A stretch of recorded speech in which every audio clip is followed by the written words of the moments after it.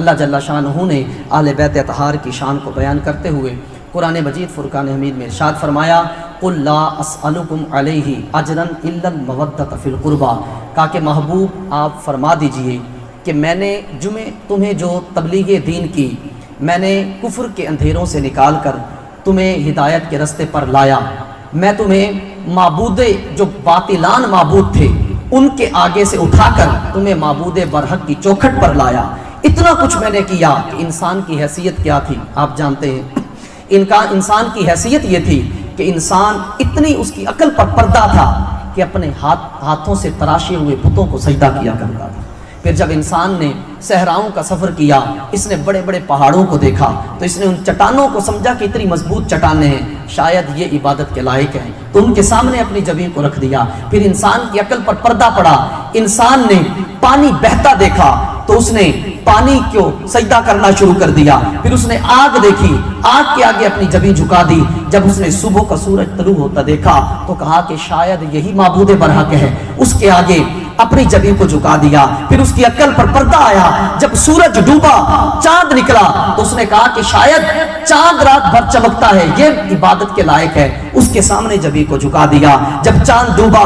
اکثر راتوں میں ستارے چمکتے دبکتے نظر آئے، اس کے آگے اپنی جبین کو جھکا دیا۔ لیکن پھر وادی بطحا کے اندر ایک چمکتا ہوا ستارہ نمودار ہوا، آمنہ کے لال سے، ان کے بطن سے ایک لال پیدا ہوا۔ اس نے آ کر کائنات کو بتایا کہ لوگوں، جن کے پیچھے تم گھوم رہے ہو، جن باطل معبودوں کے آگے تم سجدہ کر رہے ہو، وہ عبادت کے لائق نہیں، بلکہ عبادت کے لائق وہ ذات ہے جس کو میں سجدہ کرتا ہوں۔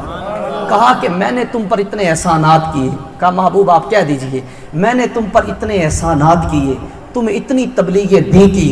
تمہیں میں ہدایت کے رستے پر لایا، اتنا کچھ کیا، کہا لا اسألکم علیہ اجرا، اس سارے کام پر میں تم سے کوئی اجرت نہیں مانگتا، اس سارے کام پر میں تم سے کوئی اجرت نہیں مانگتا، کوئی معاوضہ نہیں مانگتا، لیکن محبوب ان سے کہہ دیجئے الا المودۃ فی القربى، آپ ان سے اس سارے کام پر، تبلیغ دین پر اجرت نہیں مانگتے، لیکن ان سے کہہ دیجئے کہ اب میرے اہل بیت اطہار سے سچی اور پکی مودت رکھیں گے۔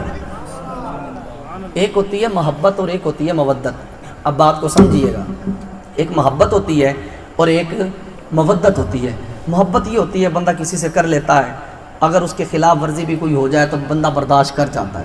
لیکن مودت پتہ کیا ہوتی ہے؟ اس کی سادہ سی مثال سمجھیے، مچھلی کو پانی سے مودت ہے، محبت نہیں ہے۔ مثال سمجھیے گا، مچھلی کو پانی سے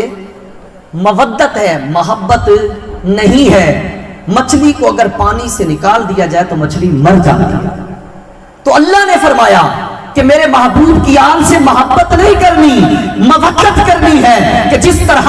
مچھلی پانی سے نکلے جدا ہو تو وہ تڑپ کر مر جاتی ہے، تو تم بھی سمجھ لو کہ اگر اہل بیت اطہار کے دامن سے دور ہو تو ایسے سمجھ لینا کہ تمہاری موت واقع ہو چکی ہے۔ کہا کہ اہل بیت اطہار سے محبت نہیں، مودت کرنی ہے، کیونکہ اہل بیت اطہار کی شان ہی نہیں تھا۔